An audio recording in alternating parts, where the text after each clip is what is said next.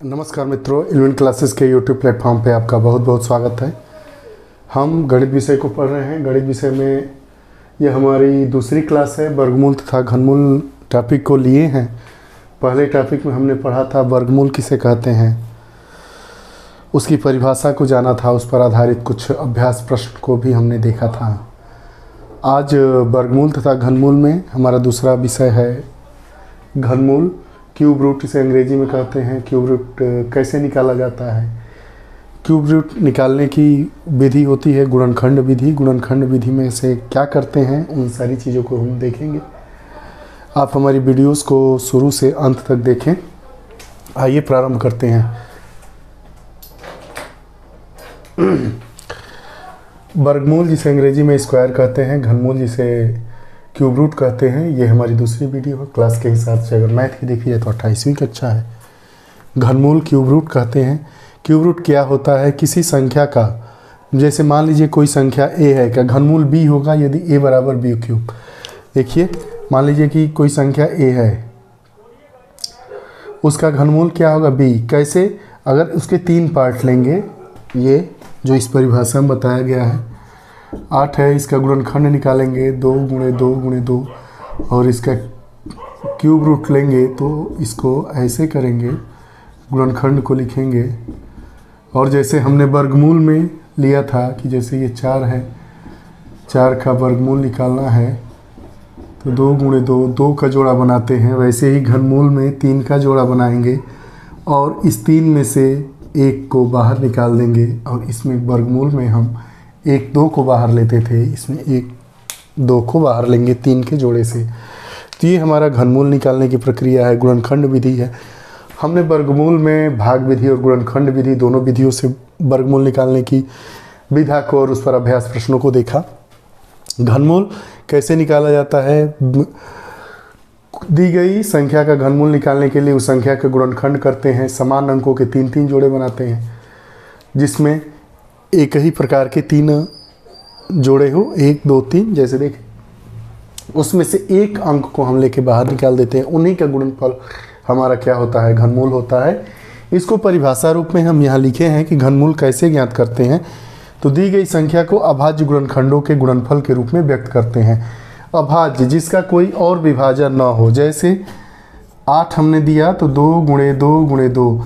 अब 2 का हम गुणनखंड क्या ले सकते हैं? 1 गुणे 2। अब इसका कोई विभाजन नहीं हो सकता है, तो ये हमें क्या कहा जाता है? अभाज्य विभाजन, अभाज्य गुणनखंड। यह लिखा है कि दी गई संख्या को अभाज्य गुणनखंडों के गुणनफल के रूप में व्यक्त करते हैं। ये हमारा क्या हुआ? अभाज्य गुणनखंड के गुणनफल के रूप में व्यक्त करते हैं। एक ही प्रकार के प्रत्येक 3 गुणनखंडों में से एक को लेकर, एक ही प्रकार के, जैसे ये 3 गुणनखंड हो गए, उसमें से एक को लेकर बने गुणनखंडों का गुणनफल ही अभिष्ट घनमूल है। जैसे मान लीजिए क्या एक है 8 गुणे 27, ठीक है, इसका घनमूल निकालना है। तो क्या बताया गया है? 8 का हमने अभाज्य गुणनखंड लिया 2 गुणे 2। 27 का क्या लिया? 3 गुणे 3 गुणे 3। अब क्या करना है? ये एक ही प्रकार के हैं। क्या है? एक ही प्रकार के 3 है, तो इसमें से एक का लेंगे और इन दोनों का जो गुणनफल होगा वही हमारा क्या होगा? 8 गुणे 27 का घनमूल होगा। कितना हो जाएगा? 2 गुणे 3 बराबर 6। इसलिए cube root 8 into 27 is equal to 6। यहाँ हमने समझा वही बात ये कह रहा है कि दी गई संख्या को अभाज्य गुणनखंडों के गुणनफल के रूप में व्यक्त करें। हमने व्यक्त किया, ये 8 का भी और 27 का भी एक ही प्रकार के, जैसे 2 2 2। ये नहीं कि 1 2 1 3, फिर या 2 2 2 3 1 2, या 2 2 1 3, ऐसा नहीं है। एक ही प्रकार के, मतलब 2 2 का 3 रहे, 3 3 का 1 रहे, 8 8 का 3 रहे, 27 27 का 3 रहे, ये सब में से एक लेकर बने गुणनखंडों का गुणनफल ही अभिष्ट घनमूल है। हमने अभ्यास को देखा। आइए अब कुछ अभ्यास प्रश्न करते हैं। घनमूल ज्ञात करिए।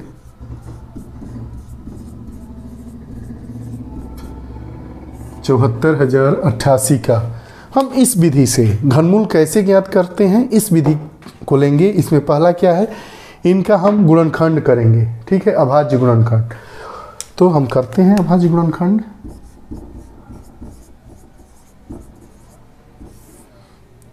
दो से, फिर दो से,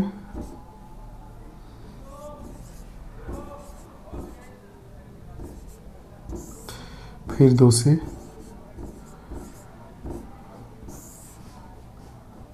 तीन से, फिर तीन से। ये होता है कि तीन तीन का सामान्यतः आ ही जाता है। तीन एक बार, 0, 3 गुना 6, 3 नौ 27, फिर तीन से, अब 7 से,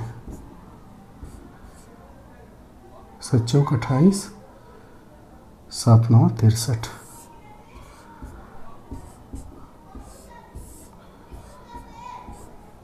अब देखिए, अब इसका अभाज्य गुणनखंड क्या हुआ। इसका अभाज्य गुणनखंड हुआ, ऐसे ही लिखेंगे इसमें, 2 3 बार, 2 गुणे 2 गुणे 2, 3 3 बार, 3 गुणे 3 गुणे 3, और 7 3 बार, 7 गुणे 7 गुणे 7। यहाँ तक बात समझ में आ गई, व्यक्त कर दिए हम। ठीक है, अब तीन एक ही प्रकार के 3 गुणनखंड लेंगे। अब एक ही प्रकार के इसमें क्या है, देखिए हमने इसका गुणनखंड लिया। देखिए ये 2 3 बार, 3 3 बार, और 7 भी 3 बार है यहाँ। ठीक, ध्यान से देखिए।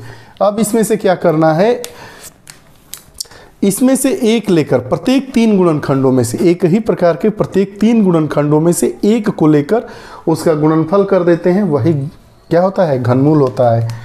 तो इसमें से क्या निकल जाएगा, एक 2 निकला, एक 3 निकला, और एक 7 निकला। 2 3 6 7 42, यही हमारा क्या हो गया, घनमूल हो गया।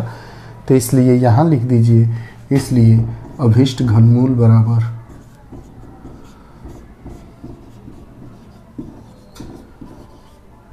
42। करना कुछ नहीं है, जैसे हम वर्गमूल निकाले थे। अब वर्गमूल में एक ही प्रकार के 2 अंकों का जोड़ा निकालते हैं, उसमें से एक लेते हैं।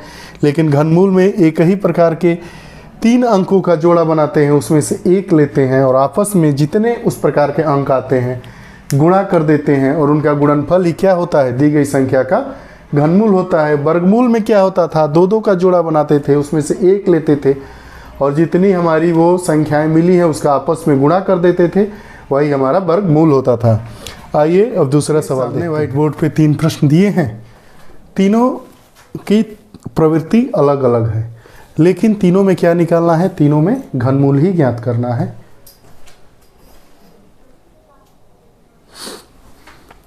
तीन प्रश्न हैं, तीनों की प्रवृत्ति अलग अलग है, तीनों में घनमूल निकालना है। अब घनमूल की परिभाषा पढ़ चुके हैं, घनमूल कैसे निकालते हैं अभी हमने सीखा, उसमें क्या करना होता है।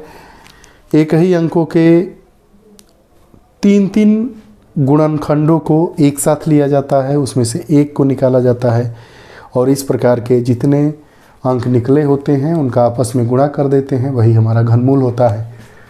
पहले प्रश्न को देखेंगे, दूसरे प्रश्न को देखेंगे, तीसरे प्रश्न को देखेंगे, उसके बाद फिर ऐसे ही आगे कुछ और प्रश्नों को देखेंगे। आइए देखते हैं।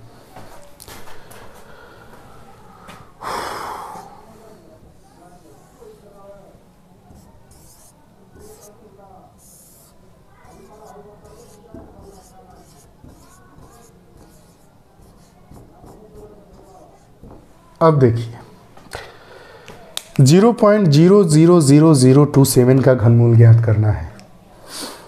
एक बात आपको बता दें कि जैसे करणी में 2 को 2⁻1/2 भी लिख सकते हैं, वैसे ही 2 का अगर घनमूल ऐसे लिखा है तो इसको ऐसे भी हम लिख सकते हैं।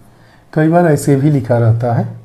ठीक है, ये इसी का रूप है, घनमूल का ही रूप है। यहाँ पे 3 लिख दीजिए।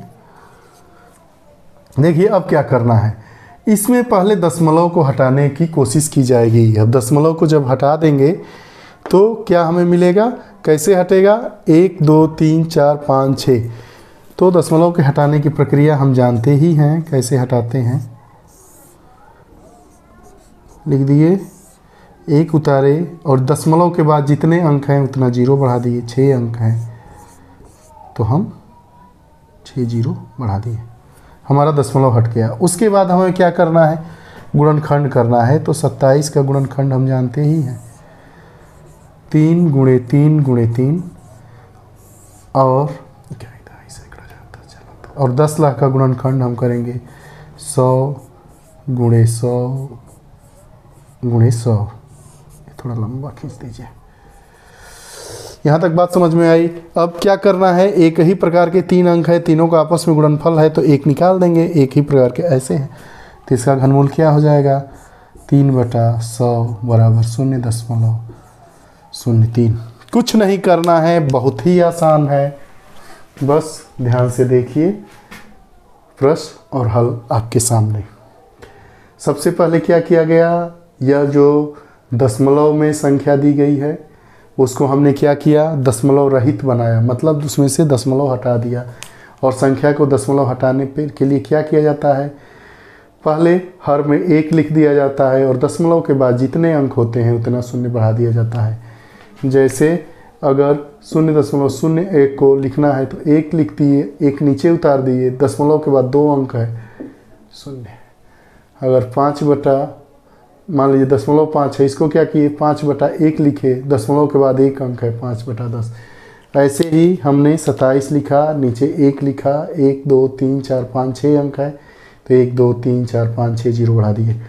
आगे की प्रक्रिया क्या करना है, इनका अभाज्य गुणनखंड करना है। तो 27 का अभाज्य गुणनखंड क्या हुआ, 3 गुणे 3 गुणे 3। और 10 लाख का अभाज्य गुणनखंड क्या हुआ, 100 गुणे 100 गुणे 100।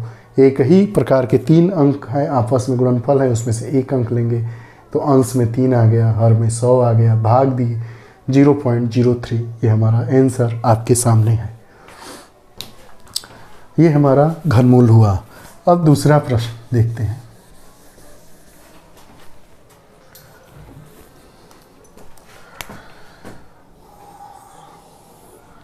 आज का दूसरा प्रश्न, वैसे तो ये तीसरा चौथा प्रश्न होगा लेकिन व्हाइट बोर्ड पे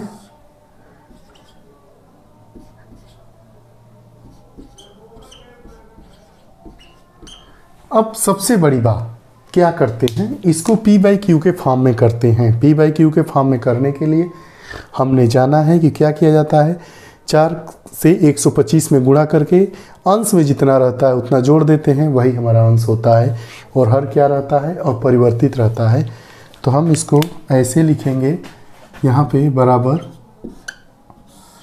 125 में 4 से गुणा करेंगे, 125 गुणे 4 घन 12/125 बराबर क्या हो जाएगा हमारा घनमूल, ये 512 हो जाएगा बटा 125। अब इसका हम गुणनखंड निकालेंगे तो यहाँ पे हमारा क्या होगा,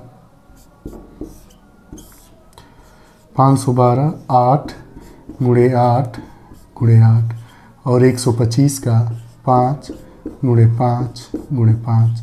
अब इसमें से 1 निकाल लेंगे 8 और 1 निकाल देंगे 5।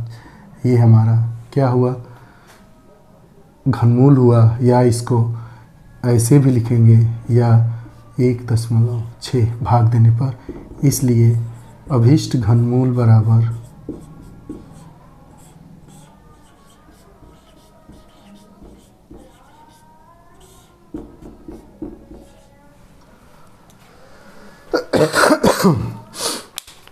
कुछ नहीं करना है, बस धीरे धीरे प्रश्नों को जैसे बताया जा रहा है वैसे सॉल्व करते जाना है।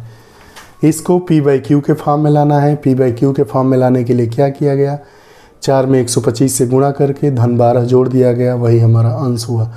तो 4 में 125 धन 12, 4 में 125 से गुणा किए तो हमारा क्या बचा, एक स्टेप देख लीजिए भाई आप लोग,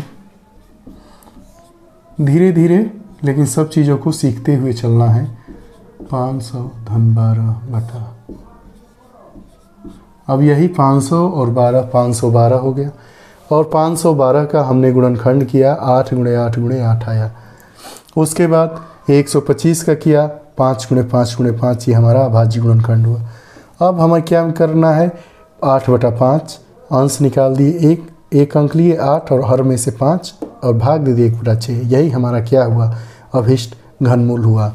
दी गई संख्या का अभिष्ट घनमूल या ऐसे लिख देंगे, या घनमूल 4 सही 12/125 इज़ इक्वल टू 8/5 या 1/6। अब देखिए अगला सवाल। रंग परिवर्तित कर देता हूं ताकि आप लोगों को समझने में कोई दिक्कत ना आए। अब ये देखिए तीसरा सवाल, इसको कैसे सॉल्व करेंगे। घनमूल निकालने के पहले भी इसमें 2 स्टेप का सवाल है। 13.608 का वर्ग माइनस 13.392 का वर्ग का घनमूल ज्ञात करिए। हम अपनी पिछली कक्षाओं में पढ़े हैं कि a square minus B square, चूँकि a square minus B square बराबर a plus B into a minus B, हम ये जानते हैं। जब आप हमारी पिछली कक्षाओं को देखेंगे सौरसमीका वाले टॉपिक को, तो उसमें आप पाएंगे इस टाइप के प्रश्नों को। इसको हम क्या करेंगे, इस फॉर्म में लेके इस ऐसे करेंगे तो देखिए हमें क्या मिलेगा। एक बार जोड़ेंगे तो 13.608 धन 13.392 और एक बार क्या करेंगे घटाएंगे तो 13.608 माइनस 13.392। इसको जोड़ेंगे तो हमें क्या मिलेगा 27 इंटू, इसको जोड़ेंगे तो क्या, घटाएंगे तो क्या मिलेगा 0.216। अब फिर हम आ गए यहाँ वाले प्रोसेस पे। अब क्या करना है, 27 का अभाज्य गुणनखंड लेना है और 0.216 का अभाज्य गुणनखंड लेना है। अब देखिए 27 का अभाज्य गुणनखंड क्या होगा, 3 × 3 × 3 और 216 का क्या होगा 0.6 इंटू 0.6 इंटू 0.6।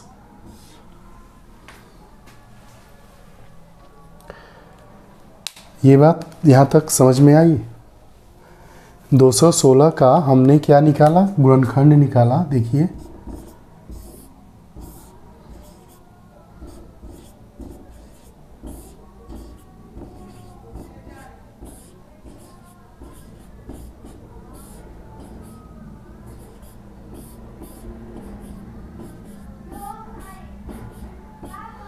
देखिए आपके सामने है, इसको हमने क्या कर दिया,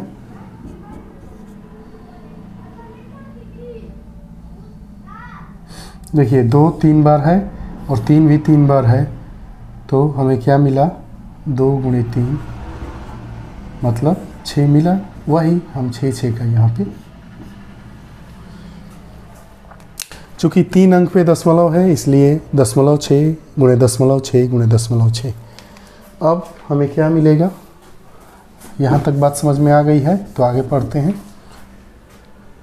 अब ये बराबर बराबर जो हमारे अंक हैं इसमें से एक एक को लेंगे, वही हमारा घनमूल होगा 3 × 0.6 1.8। करना कुछ नहीं है, ये जो दिया है इस a square minus B square के फॉर्म में दिया है, इसको हम सॉल्व करते हैं। तो क्या करते हैं, ये a square minus B square is equal to a plus B into A minus B. तो a प्लस बी किए 13.608 प्लस 13.392 इंटू 13.608 माइनस 13.392 ऐड किए, ये 27 आया इंटू मतलब गुणा ये 0.216 आया। हमने इनका गुणनखंड किया, 3 × 3 × 3 27 का और 0.216 का 0.6 इंटू 0.6 इंटू 0.6 आया। हम जानते हैं 3 3 का जोड़ा बनाते हैं, समान अंक है उसमें से एक को निकाल लेंगे, वही हमारा घनमूल होगा। इसलिए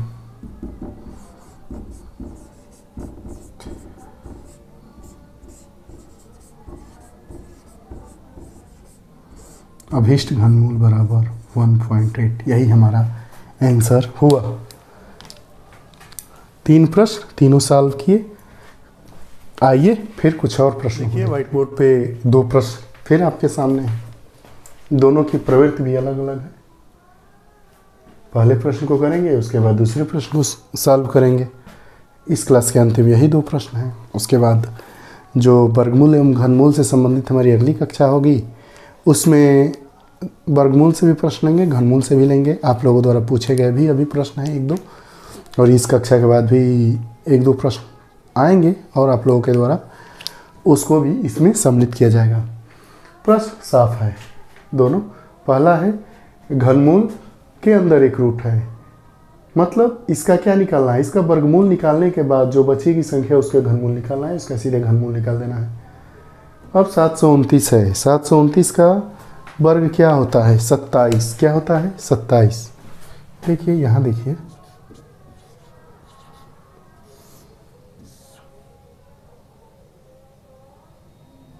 तीन से 3 दूना 6, 3 चौका 12।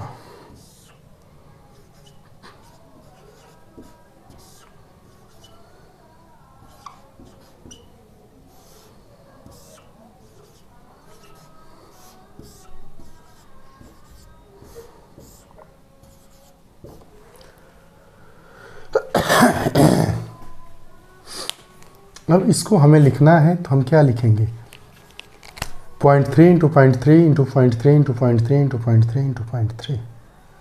अब चूंकि हमें वर्ग के फॉर्म में लेना है, तो देखिए वर्ग के फॉर्म में लेने के लिए हम क्या करते हैं, 2-2 का जोड़ा बनाते हैं। तो एक ये, एक ये, एक ये, तो हमें क्या मिला, 3 × 3 = 29, 27। तो यहाँ पे हम क्या लिखेंगे, जो हमारा होगा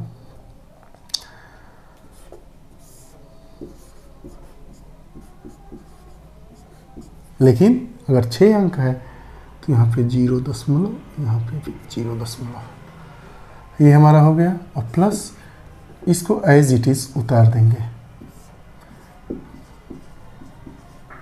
अब बराबर हमारा क्या होगा, इसमें से 1 बाहर आ जाएगा,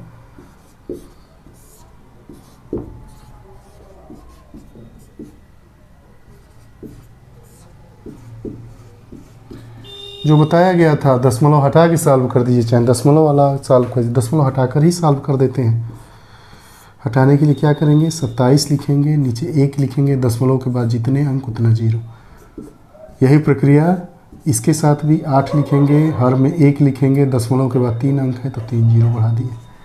अभाज्य गुणनखंड दोनों का निकालेंगे, तो 27 का 3 × 3 × 3 और 1000 का 10 × 10 × 10। फिर वैसे ही इसको भी सॉल्व करेंगे, 2 × 2 × 2 बटा 10 × 10 × 10। सब करनी में ही है, थोड़ा बड़ा कर दें यहाँ पे। अब क्या करेंगे, 1 निकालेंगे तो 3/10 धन 2/10, ये क्या हो गया, 5/10 या 0.5। इसलिए अभिष्ट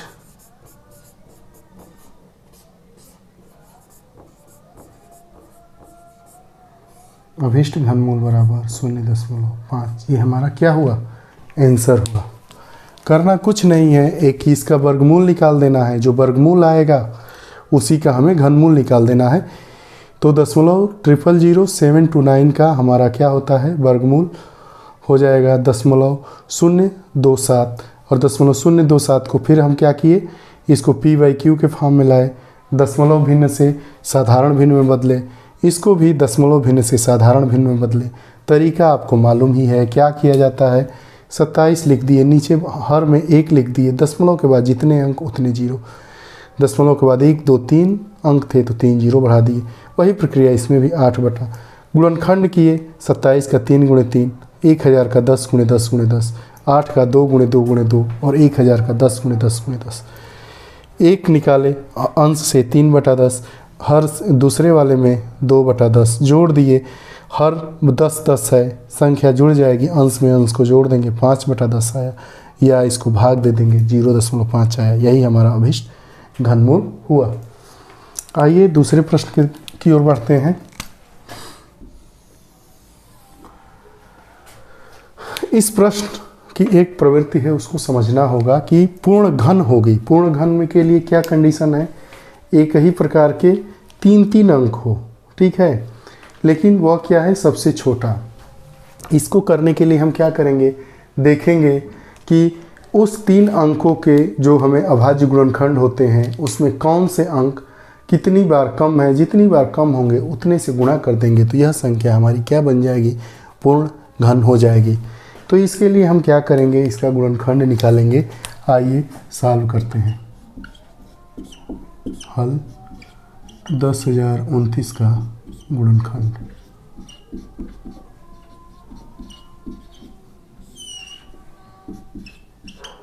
एक 1029, 3 से 3 तिरिका 9, 3 चौका 12, 3 तिरिका 9, 3 1 नहीं, 3 से नहीं जाएगा, 7 से, 7 चौक 28, 7 9 63, फिर 7 से, फिर एक बार।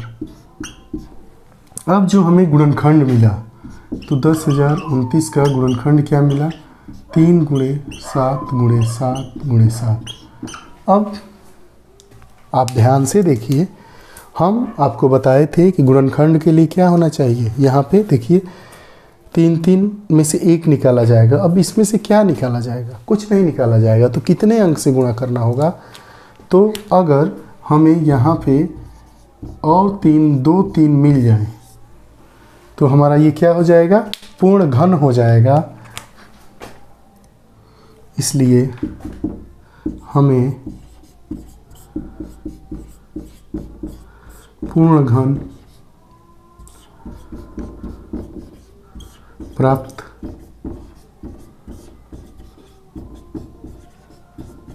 करने के लिए 3 × 3 अर्थात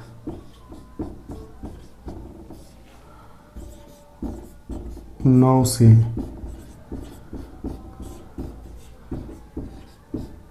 गुणा करना पड़ेगा। कितने से, 9 से। आपने समझा क्यों, क्योंकि 7 3 है, 3 एक ही है, तो 2 3 और रहेंगे तो ये संख्या हमारी क्या हो जाएगी, पूर्ण घन हो जाएगी। तो 2 3 मतलब 3 × 3 या 9 से गुणा करना पड़ेगा।